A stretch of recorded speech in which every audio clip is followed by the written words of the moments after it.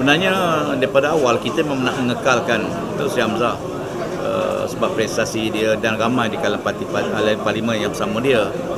Sebab tu bila dia tubuh parti dan bersama dengan kita fikir kita teruskan dan mengekalkan dia. Sebab daripada awal pun sebenarnya, daripada awal lagi, cuma Bersatu tidak begitu selesa dengan Tan Sri yang dipecat oleh parti. Oleh kerana dia terus parti baru, parti lain dan tak ada kemena dengan Bersatu dan dia bersama dengan kita kekalkan juga semula.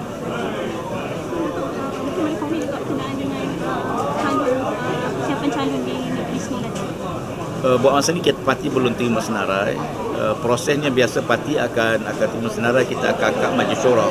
Syekh Agung akan angkat pada Majlis Syura Ulama untuk diteliti dan senarai itu akan turun semula kepada Jawatan Pusat untuk kita tengok siapa yang terbaik di kalangan calon. Buat masa ni belum ada lagi.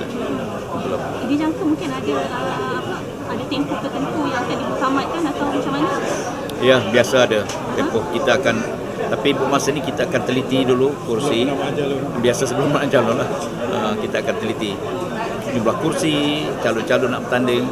Biasa kita akan terima 2-3 calon dalam satu dun untuk kita angkat ke syura.